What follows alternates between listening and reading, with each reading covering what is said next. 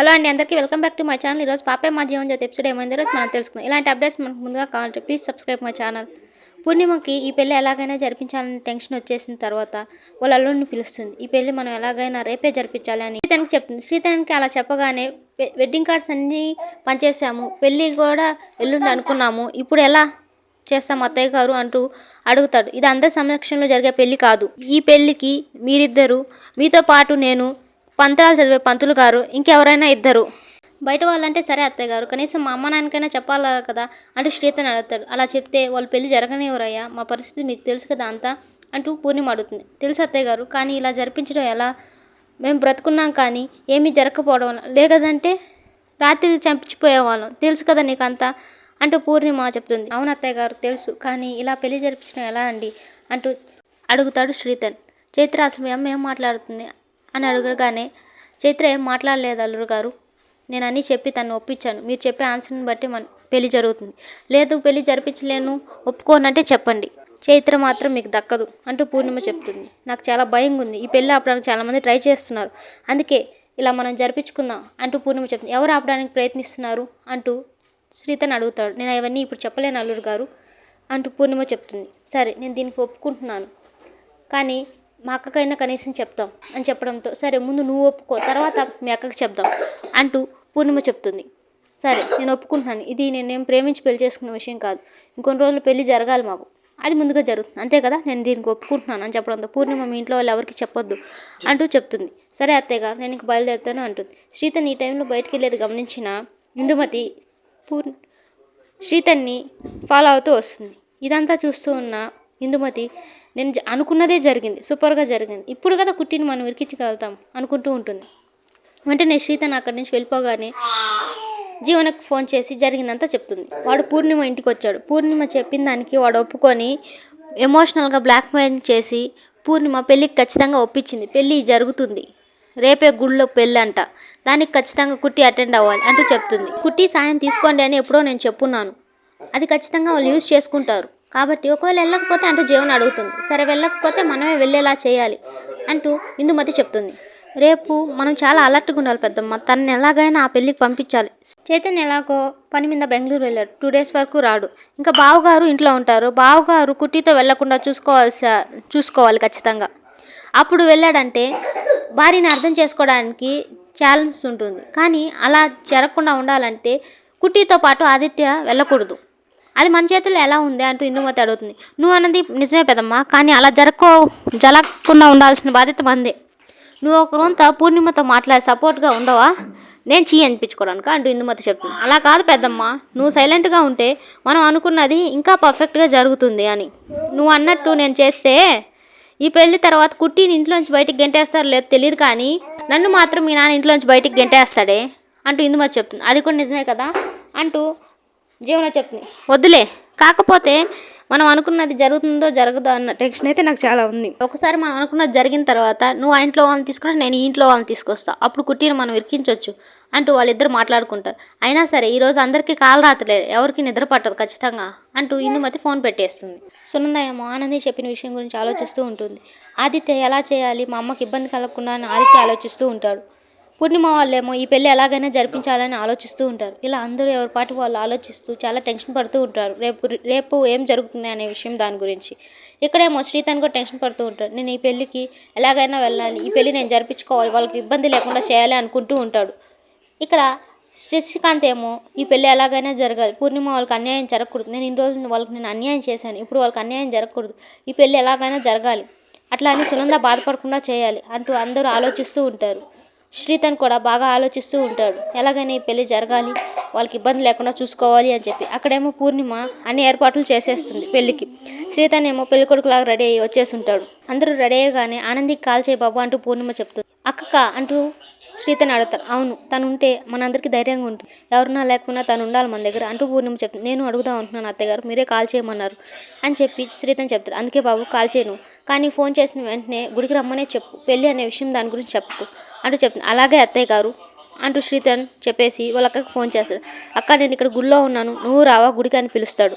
అలా శ్రీతన్ వెళ్ళిపోవాలి. చైత్ర నువ్వెందుకు ఇలాగ ఉన్నావు అంటూ పూర్ణిమ అడుగుతుంది. ఇలా నా పెళ్లి చేసుకోవడం నాకు నచ్చలేదు. నా పెళ్ళికి నాన్న వస్తాడని చెప్పావు కదా, నువ్వేంటి ఇక్కడ నాన్న రాకనే నాకు పెళ్లి చేసేస్తున్నావు, అందుకే కదా నువ్వు ఇలా ఎవరు లేకుండా పెళ్లి చేసేస్తున్నావు అంటూ పూర్ణిమ చైత్ర అడుగుతుంది. అలా కాదు, మీ నాన్న ఎలాగైనా ఈ పెళ్లి జరిగితే ఖచ్చితంగా వస్తాడు, అందుకే ఈ పెళ్లి జరిగిన తర్వాత ఖచ్చితంగా మీ నాన్న ఎవరో నేను ఖచ్చితంగా నీకు చెప్తాను అంటూ చెప్పగానే నిజంగా అంటూ చైత్ర అడుగుతుంది. నిజంగానే ఇంతకుముందు ఎప్పుడైనా ఇలాంటి మాట చెప్పానని నీకు అంటే పూర్ణిమ అడుగుతుంది. చెప్పలేదు.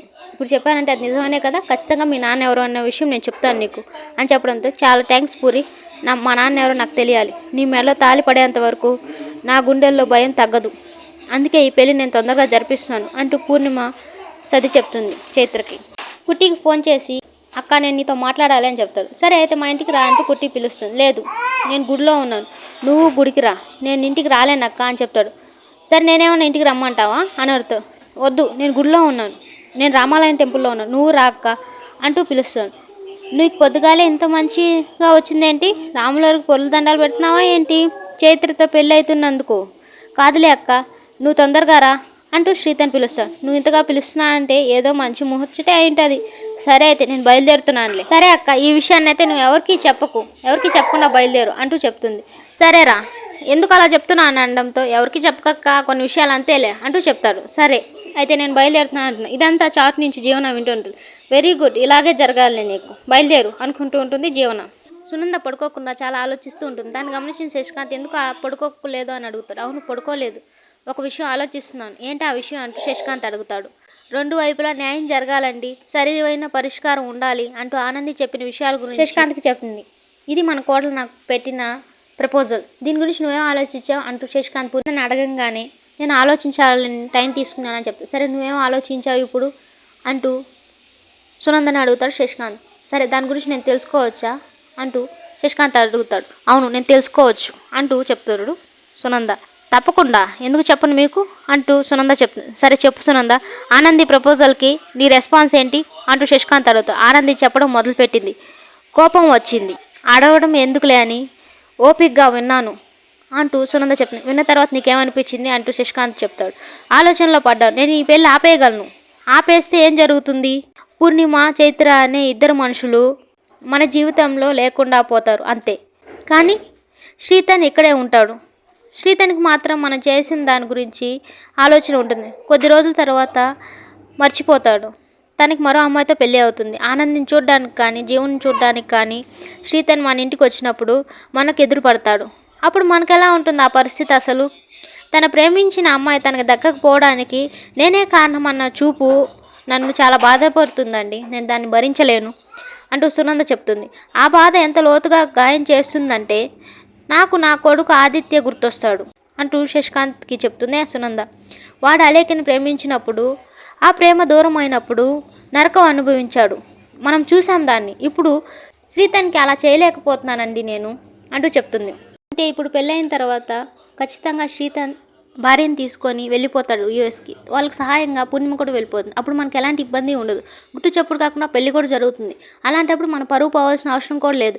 అలాంటప్పుడు మనం ఎందుకండి ఇబ్బంది పడాలి? నా కొడుకులాగా శ్రీతన్ ఇబ్బంది పడకూడదు, బాధపడకూడదు అని చెప్పడంతో, అంటే నువ్వు వీళ్ళ పెళ్ళికి ఒప్పుకున్నావా అంటూ సునందని శశికాంత్ అడుగుతాను. అవునండి ఒప్పుకున్నానని చెప్పడంతో, ఇది చాలు సునంద, ఇది చాలు, మన కోడలు చూడు ఎంత బాగా ఆలోచించి, చాలా థ్యాంక్స్ అండి అంటూ చెప్తాడు. నాకు కాదండి, నీ పెద్ద కోళ్ళకి థ్యాంక్స్ చెప్పండి, దీన్ని ఎలా తట్టుకోవాలో తెలియకనే చాలా బాధపడ్డాను అంటూ శశికాంత్ చెప్తాడు. నీ కొడుకు స్థానంలో శ్రీతన్ నుంచి ఈ సమస్యకు ఒక పరిష్కారాన్ని ఆలోచించావు చూడు, నువ్వు శబాస్ సునంద, అక్కడే నువ్వు ఒక మెట్టెక్కావు సునంద, చాలా థ్యాంక్స్ అని చెప్పి శశికాంత్ చెప్తాడు. ఈ విషయాన్ని నేను ఖచ్చితంగా ఆనందికి చెప్తానని చెప్పడంతో, వద్దు మనం అంతా ఫ్రెష్ అయిన తర్వాత ఈ విషయాన్ని అందరి ముందు అనౌన్స్ చేద్దాం, అప్పుడు అందరు సంతోషపడతారు అంటూ శశికాంత్ చెప్తాడు. సరే అండి నేను వెళ్ళి ఫ్రెష్ అవుతానంటూ సునంద వెళ్తుంది. ఈ విషయాన్ని ఎలాగైనా ప్రెస్కి చెప్పి వాళ్ళు పరువు తీయాలనుకుంటూ ఉంటుంది జీవన. వెంటనే ప్రెస్కి ఫోన్ చేసి శశికాంత్ గారి రెండో భార్య కూతురికి పెళ్లి జరుగుతుంది అని చెప్పి ఈ విషయాన్ని లీక్ చేసేస్తుంది. అక్కడ ఎవరో పెళ్లి జరిపించట్లేదు, వాళ్ళ పెద్ద కోడలే పెళ్లి జరిపిస్తుంది అనే విషయాన్ని కూడా చెప్పేస్తుంది. దానికి అందరు ప్రెస్ వాళ్ళంతా అక్కడికి వెళ్ళిపోతారు. మీరు పని మీరు చేయండి, నేను ఎవరో లేండి అంటూ చెప్పేసి ఫోన్ పెట్టేస్తుంది. ఆనంది అక్కడికి వెళ్ళగానే, ఏంట్రా పెళ్లి కొడుకురా రెడీ అయ్యావు అంటూ అడుగుతుంది శ్రీతని. పెళ్లి కొడుకు కాదక్క, రెడీ అవ్వడం కాదక్క, నేనే పెళ్లి కొడుకుని, అదిగోండి పెళ్లి కూతురు కూడా అక్కడే ఉంది అంటూ చెప్తుంది.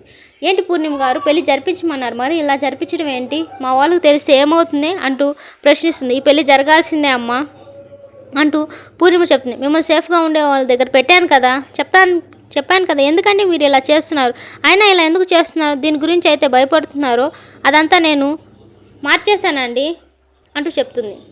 ప్రెస్ వాళ్ళు వచ్చేసి ఈ కూతురు ఎవరో కాదు, ఇండస్ట్రియలిస్ట్ సునంద గ్రూప్ ఆఫ్ ఇండస్ట్రీస్కి చైర్మన్ అయిన శశికాంత్ గారి రెండో భార్య కూతురు చైత్ర అనే విషయాన్ని ప్రెస్ మీద చెప్పేస్తుంది. దీన్నంతా సునంద వాళ్ళు చూసేస్తారు. ఎంత చెప్పినా వినలేదు, చూడండి ఇప్పుడు ఏం జరుగుతుందో. దీన్నంతటికి జరిపించడానికి కారణం ఆనంది అన్న విషయాన్ని కూడా బయట పెట్టేస్తారు. ఎంత చెప్పినా పూర్ణిమ వినకుండా ఈ పెళ్లి జరిపించాల్సిందని చెప్పడంతో ఈ ఫుటేజ్ అంతా కూడా వచ్చేస్తుంది.